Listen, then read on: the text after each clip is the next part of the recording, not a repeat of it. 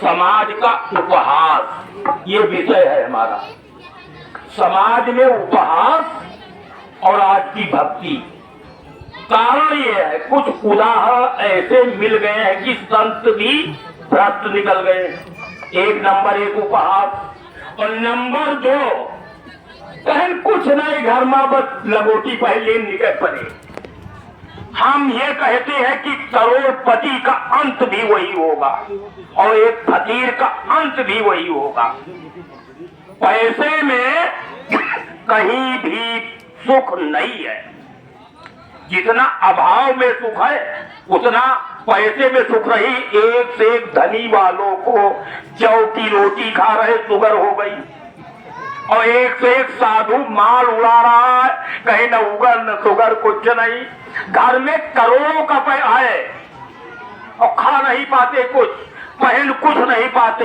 एक बनियान सेठ जी पहने सोने की दुकान पर बैठे, एक बनियान पूरी जिंदगी कट गई। शिव प्रसाद हलवाई उसमें जांघे पूरी जिंदगी काट दिया। पैसा दे रखा वहां टिकैत नगर में करोड़ों रुपया।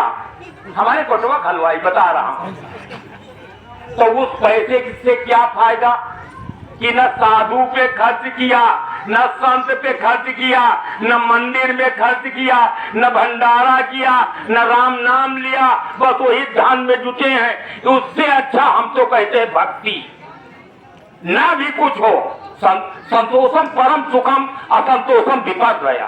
संतोष में ही पूरा सुख है, असंतोष उसके उल्टा विपद रहा, माने उल्टा उसका उल्टा है। जहाँ असंतोष है फिर कष्ट ही कष्ट है और संतोष है तो सुख ही सुख है। इसमें एक पद हमने लिखा, हे महाराज जी वो पढ़ते पर अपनी बात समाप्त करते, वही से पढ़ रहा हूं। दर्शन में वह शब्द सुमन वो रखिए। दर्शन में बड़े मंथन बड़े विचार के बाद लिखना पड़ता है। इसको पीएचडी वाला भी पढ़ेगा। एक फैजाबाद यूनिवर्सिटी में पढ़ाते हैं, पीएचडी कर रहे बाबा जगजीवन दास पर। वो कुटवा आए, किसी ने बताया मास्टर साहब प्रेम दास के पास चले जाओ।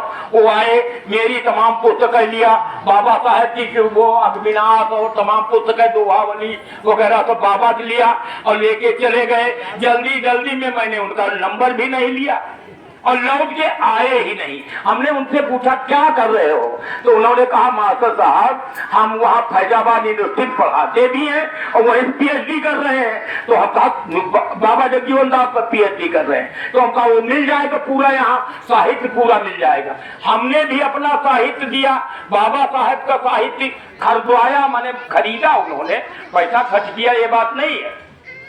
मगर मेरे पास एक पुस्तक थी वो किसी पास नहीं, उसको मैंने दे दिया। उन्होंने कहा फोटो स्टेट करा ले। हम कहा कितनी देर फोटो स्टेट कराओगे, ले जाओ ले आना। लौट के अभी तक नहीं आए और सब में मेरा मोबाइल नंबर लिखा है, कम से कम फोन मिला देते एक बार। मैंने उनका नंबर लिया नहीं, गलती मुझसे हो गई, तो अब नहीं फोन मिलाते। अब वो टीचर जाते हैं यहाँ रामनगर डिग्री कॉलेज के काफी जांचने, कई बार उनसे कहा तो भाई मास्टर साहब बगैर नाम के बगैर नंबर के कैसे पता लगेगा। हम कहा छोड़ो, ले गया तो ले गया, कोई बात नहीं। हाँ वो पद सुना रहा हूँ।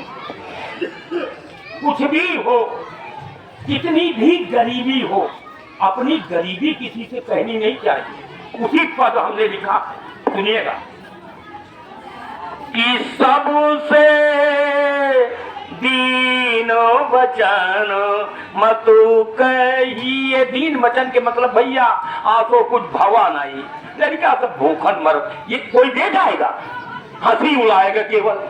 तो इसके पद सुनिए कि सबसे दीन वचन मतु कहिए कि हो अभाव घर चाहे जितना 10 दिन भूखे रहिए।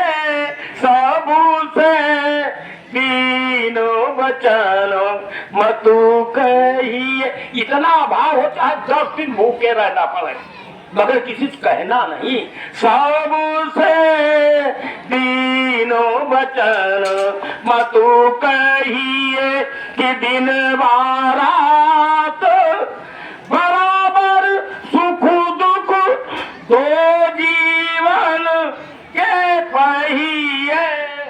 बिजली से है साहब? अच्छा बिजली में कि दिन रात बराबर सुख दुख दो जीवन के पहिए, लोग सुने तो हंसी उड़ावे, निकल भाव मत बहिए, सबसे दीनो वचन मतु कहिए कि सभी में ना वारी गिरावे। सभी बादल गरजते हैं, बरसते नहीं है। कोई कोई बादल बरसता है। उसमें एक श्लोक है नीति के श्लोक में कि रे रे चातक सावधान मनसा नित्य क्षणम सूयता। हे चातक सावधान होकर के सुनो, सभी बादल गरजते हैं, बरसते नहीं, बरसता कोई है। इसलिए सबके सामने पीऊ पीऊ मत करो।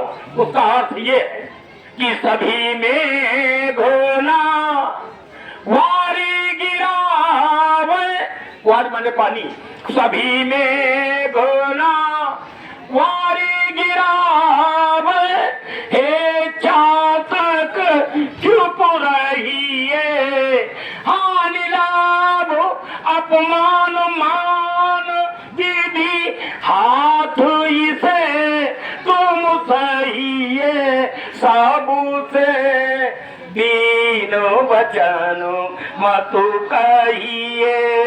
अगर कहना तो अंतिम लाइन सुन लीजिए कि संतो सभी दुख दूर करेंगे, संतो सभी दुख दूर करेंगे, चरण इन्हीं के गहिए, सबसे दीनो वचन मतु कहिए। कहिए माने पकड़िए, माने अगर पैर ही पकड़ना तो इनके पकड़ो, गली गली का है सबके पकड़ो, भैया बड़ी तकलीफ है। कहने की इस पद में मेरा कहने का मतलब ये है। बहुत बहुत धन्यवाद, आपने सुना, आपने मौका दिया। महाराज जी को प्रणाम करता हूँ, अपनी बात वाणी को विराम देता हूं।